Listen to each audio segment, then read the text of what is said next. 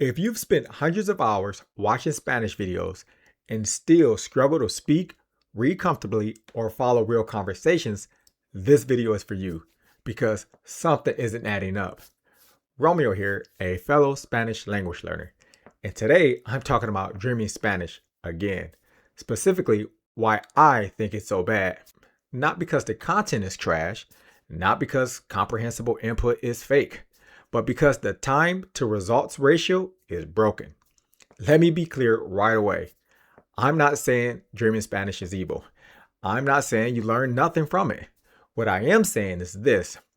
Dreaming Spanish is wildly inefficient, misleadingly marketed, and functionally no better than Duolingo once you factor in time spent versus usable Spanish. And yes, I know the irony. Dreaming Spanish has an entire video explaining why Duolingo is bad. So today, we're flipping the camera. Here's the core promise Dreaming Spanish makes. You don't need grammar. You don't need to study. You don't need output. You just need to watch videos. Hundreds of hours. Silently. Patiently. Trust the process.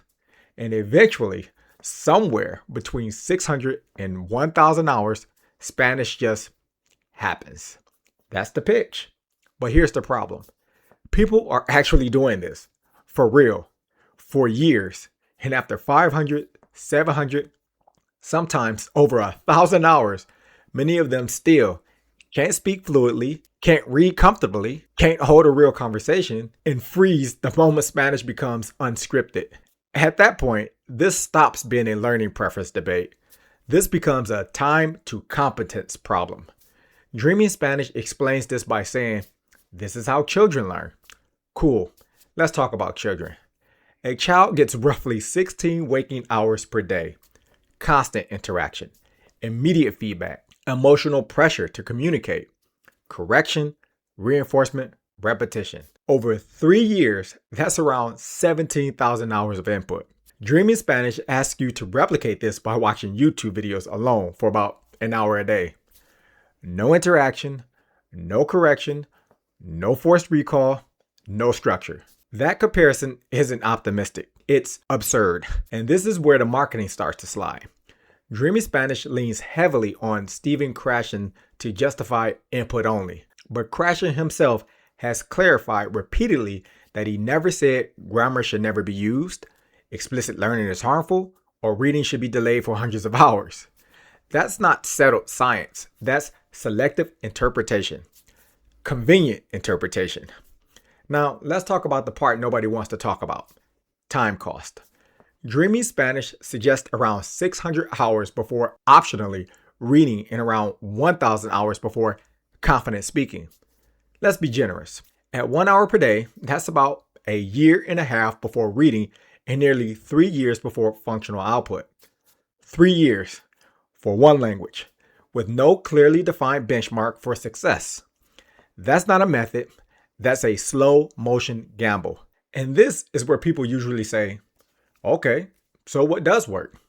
Hold that thought, because first we need to address why this feels productive even when it isn't. Compare this to Duolingo.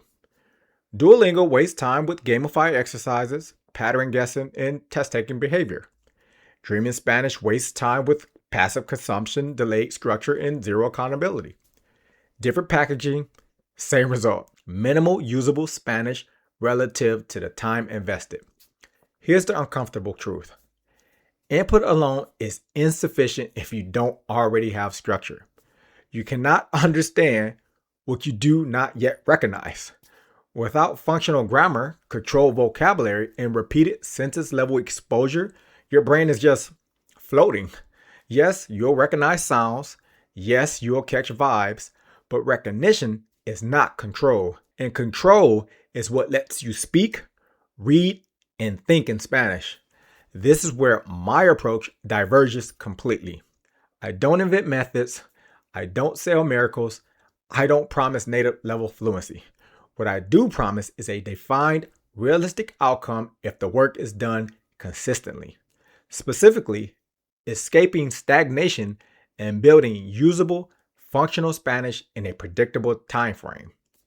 That means you can read level appropriate material, understand everyday spoken Spanish, and hold a real, imperfect, but functional conversation. And I get you there by sequencing proving resources.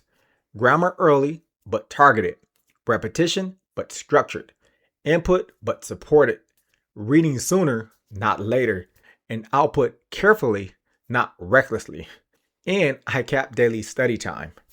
If your method requires more than 90 minutes per day for years, it's broken. Dreaming Spanish isn't evil, but it's inefficient, it is misleading, and it quietly normalizes multi-year timelines for what should be meaningful progress.